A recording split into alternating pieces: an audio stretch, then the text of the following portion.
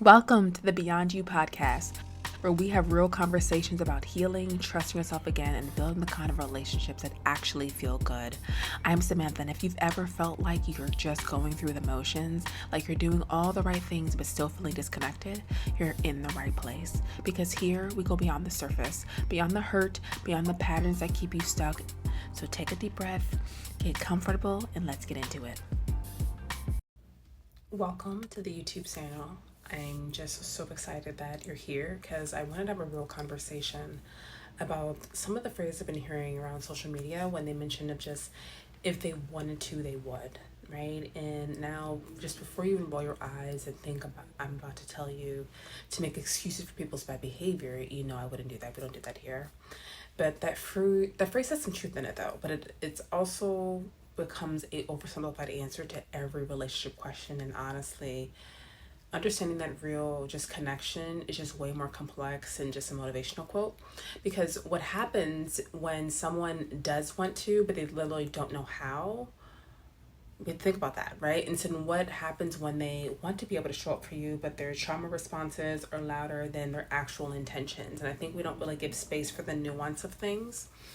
So even I'm working on just kind of nuance of trying to be able to accept that someone's truth, but also not really able to make full sense of it, right? But I am Samantha from Beyond You podcast, and I'm so excited you're here because a lot of times people don't have the emotional capacity, and being able to talk about that and people's healing journeys and what it looks like in real relationships. Because understand when it comes to what they want to, they would, there's like real limitations when we say that, right? Understand that when I say that, it isn't necessarily wrong. It's actually helpful when applied correctly. And if someone consistently shows you through their actions that you're not a priority, that phrase can save you months of making excuses for behavior that speaks for itself. Right? You really gotta look at people's patterns and how they show up in the relationship. But here's where it gets tricky though. We started using it as just like a blanket statement or explanation for every relationship challenge, and that's where we just lose the nuance of the human connection that actually requires, right? And so I've had this with different clients that have happened, and in my own life that has happened. But I had a client, we'll just call her Jasmine, and she was devastated because the man she'd been dating for just months suddenly started pulling back, right? He went from texting throughout the day to barely responding, from just making weekend plans to being just too busy. So her friends immediately jumped in with, girl, if they wanted to, he would. He's just not that into you. But a lot of times what we realized is when Jasmine, we were just kind of talking a little bit deeper, she discovered he just got in the news that his father passed, and then someone that is close with got diagnosed with serious illness, emotional pressure, overwhelm, and a lot of times didn't know how to communicate. Nor should we be making excuses for people who don't know how to communicate, but also there's this nuance to not make it seem like people are good or bad, but more so that it's just what is, right? That someone doesn't have the space or the capacity to do this. And understand that if Jasmine stayed, she would have been just becoming his therapist, right? She just would have been just kind of listening consistently. But sometimes people don't know how to show up with the tools. Sometimes they want to communicate but don't know how. Sometimes they want to be present, but their nervous system is stuck in this protection mode and they're not able to get out of. So the key is learning to distinguish between someone who doesn't want to and someone who wants to but doesn't know how, is temporarily overwhelmed, or is working through their own stuff in ways that impact their availability, right? Because here's what I learned just in this past month. Healthy relationships require us to hold space for people's humanity while still maintaining our own boundaries and needs. And sometimes they'll align and sometimes they don't align, and that's okay. It's not about making excuses about poor treatment, but it is about understanding that people are just very complex with their histories, triggers, and learning curves. So understanding of someone's emotional capacity is going to just be vital, right? Because this is something I just wish more people understood when navigating relationships. Emotional capacity is your ability to handle, process, and respond to emotions, both your own and other people's. And just like your physical capacity, it fluctuates based on what else is happening in your life. Your current stress levels, your mental health, and even things like how well you've been sleeping or eating. So I want you to think about it this way. If you've been working 60-hour weeks, dealing with family drama, and haven't had a full night's sleep in days, your capacity to be emotionally present for a romantic partner, it's naturally going to fade. Right? It's just going to lower than if you're actually well rested, stress free, and mentally clear. And that can be really hard to take, especially when someone was like that in the beginning and then changes to something else. But I understand what makes this complicated in dating is because most of us don't announce our capacity levels, right? We don't say, hey, I'm operating at about a 30% emotional availability right now because I'm dealing with some heavy stuff. We just show up however we can and hope the other person understands. And I think about this in terms of just my own life as well. There have been seasons where I've been just so overwhelmed with just work and with the kids and family responsibilities overall and personal challenges that even though I genuinely cared about the people I was dating, I couldn't show up in the way that I wanted to. It wasn't that I didn't want to, it was that I was already maxed out trying to keep my own life together. Right? And I've had experiences where the other person felt the same way, and I had to understand that the person no longer could be in a relationship because they were maxed out from their capacity. So I understand this is a lot of times, even for just especially our women of color as well, because we carry a lot of emotional weight of entire families who are just navigating workplace stress while dealing with community expectations as well, who are just healing from their own trauma while trying to support everyone else. So our capacity can stretch pretty thin, and sometimes that shows up in our relationships as distance, inconsistency, or emotional availability, even when our hearts are fully invested. And the challenge is that when someone we care about starts pulling back or seems less present, we often take it personally. I know I did. I still do sometimes, right? We assume it's about us and their feelings about us and whether they're worth their effort, whether we're worth their effort, right? But sometimes it's not that simple. It's about the bandwidth. Now, I want to be really clear about something though, because understanding capacity doesn't mean accepting poor treatment, and definitely it doesn't mean making excuses for someone who consistently shows you they can't meet your needs. But it does mean having conversations about what's really going on instead of immediately jumping to, they don't want this enough. But I know it has to be communicated on both sides. So I want to just explain a little bit how trauma shows up in relationships, because we need to talk about the trauma responses, because this is where, if they wanted to, they would, becomes very problematic, right? Because trauma doesn't just affect how we see ourselves, it affects how we show up in relationships, even often in ways we don't even realize. Let me tell you about just another client that I'm thinking of. We'll just call them Mario, right? I understand that they grew up in a household where it was kind of consistently met with anger and dismissal. His parents were dealing with their own survival and emotional expression, felt dangerous a lot of the times. So Mario did learn to shut down, to not ask for things, and handle everything himself. So when Mario started dating seriously, as an adult, he genuinely wanted deep connection. He wanted to be able to communicate his needs, to be vulnerable, to build intimacy. But every time a relationship started getting serious, he'd pull back. Not because he didn't want it, but because vulnerability felt like a threat to his nervous system, right? So what would happen is that his partners would get frustrated, right? And say, if you want this relationship, you would fight for it. You'd open up. You'd show me you care. But Mario was fighting, right? But he was fighting against decades of conditioning that told him emotional expression was unsafe.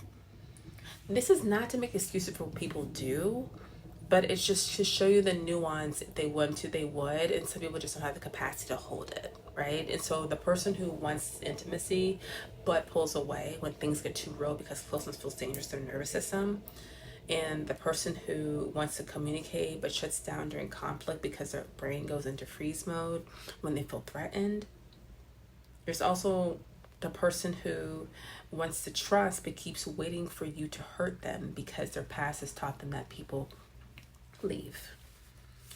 Or the person who wants to be vulnerable but deflects with humor or changes the subject because emotional exposure feels too risky.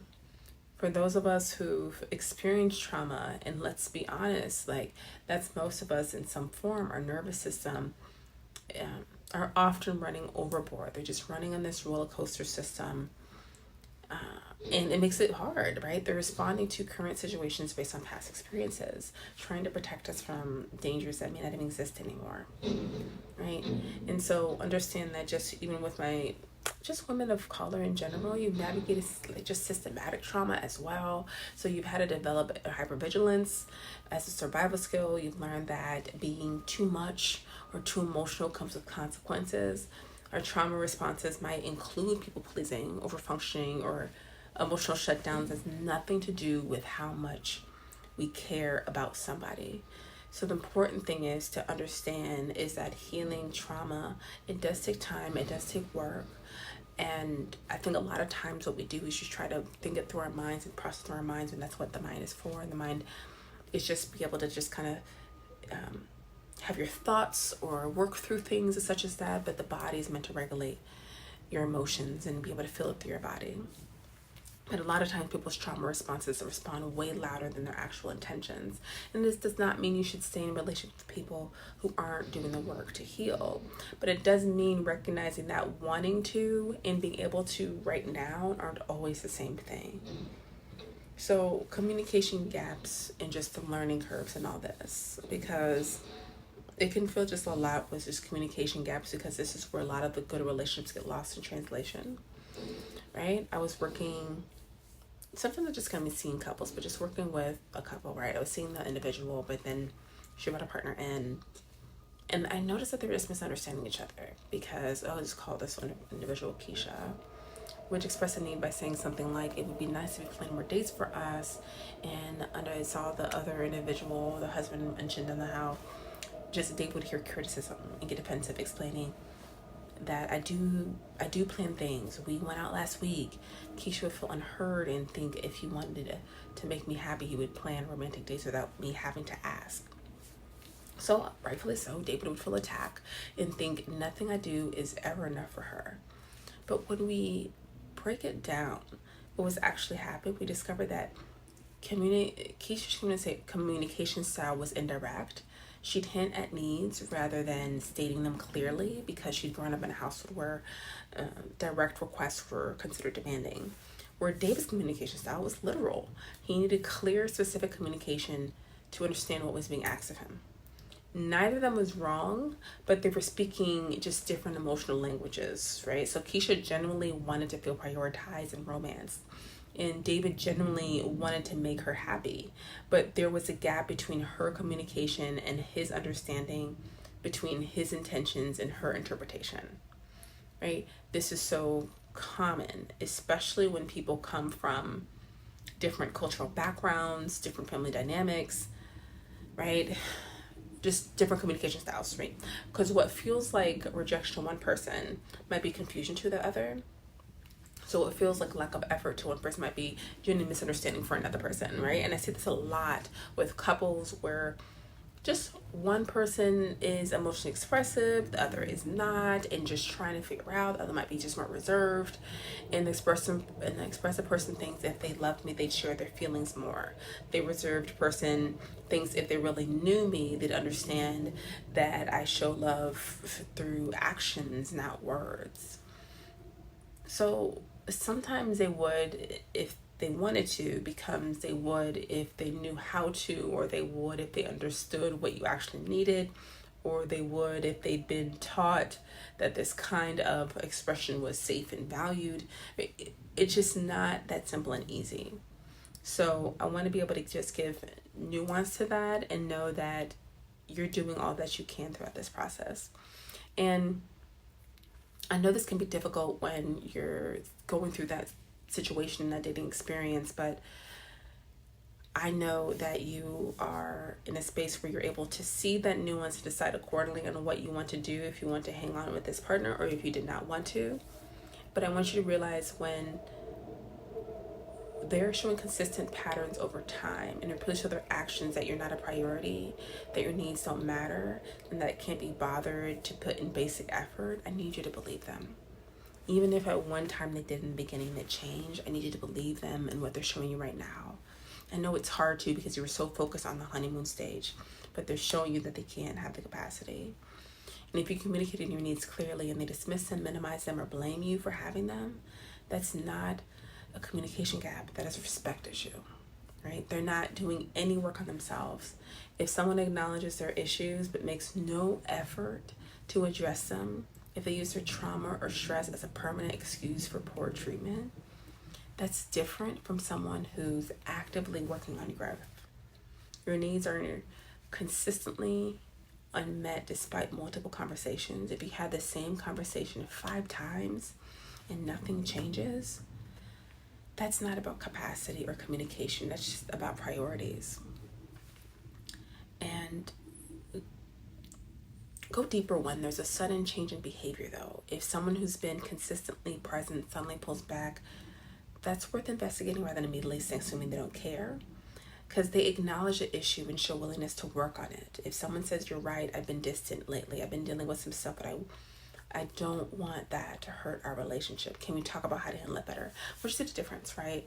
When someone's coming to you and you're noticing exactly in how they're showing up, I want you to see exactly if they are making actively changes and they're admitting. And I had situations, right, where the person would actively try to work on something, then after a while, they just didn't work on it anymore, right? So you really got to see the person's patterns and how they're doing, just how they're showing up just in their own lives and how they're showing up when you let them know something. But I get, right, when we just have this certain emotional capacity can be very difficult. So I definitely understand that. So understand the key is being honest about what you're seeing over time and being willing to have direct conversations about what's actually happening instead of making assumptions. So I get when we're having this deep conversation on realizing on what that looks like, right? To go deeper instead of just applying surface level dating advice, how do you have conversations that gets to the root of what's happening, right? Because that can be challenging in itself. But I need you to start with curiosity, right? Instead of accusation. Instead of you've been distant and you've wanted and if you wanted this, you'd make more effort. Try and notice you seem pulled back lately. What's going on? What's going on for you right now? Share just the impact without assuming just a person's attention. So when you don't respond to my text for days, I feel unimportant to you. Can you help me understand what's happening on your end? Right? Ask about their capacity directly. So something like, how are you feeling emotionally right now? Do you have the bandwidth for the kind of relationship we've been building? Or do you need something different right now? And those are hard conversations, but it's necessary to know on how the person can show up or not show up. So I want you to create space for the truth. I want for you to understand where you're at, even if it's not what you really want to hear, what's really going on for you. Be clear about your own needs. I understand you're going through a lot, and I also need consistency in my relationships. How can we navigate this together? And sometimes they don't have an answer, and sometimes they just make a decision for themselves, which is something that sucks, but I get it, right? Understand that sometimes they reveal communication gaps that can't be bridged, right? Sometimes they reveal temporary circumstances that require patience and adjustment. And sometimes they reveal deeper compatibility issues that need to be addressed. But having a conversation gives you the actual information to work about, like, instead of guessing about someone's intentions or motivations and making assumptions about what they feel. So listen, if they went if they would serves an important purpose. It can save you from making endless excuses for people who just consistently show you they don't value you. But human beings are complex, right? And relationships require more nuance than a single phrase can provide. And so the goal isn't to become someone who accepts poor treatment, because you're understanding the goal is to become someone who can distinguish between people who don't want to show up and people who want to but are struggling with how. Some people are going to disappoint you no matter what. I get that. How much grace, it doesn't matter how much grace you give them, Others are going to surprise you with their growth when you create space for just an honest conversation. So understand that your job is to stay connected to your own needs and boundaries while holding space for the complexity of just the human experience and just being people. So before I go, make sure to subscribe, right? Because I post things every Wednesday. Make sure to my newsletter if you want just tips in your inbox, straight to your inbox. Really good. They're going to help you throughout the week. Please join that. And if you enjoy this, like, share, so we know that you enjoy this episode. Because I'm not ever saying everyone deserves life chances, but I'm saying sometimes the most loving thing you can do for them and for yourself is to get curious about what's really happening before you decide what it means. Okay, so if this not resonate with you, let me know in the comments what you enjoyed, what part resonated with you. I'm just so excited that you're here, and I'll talk to you next week.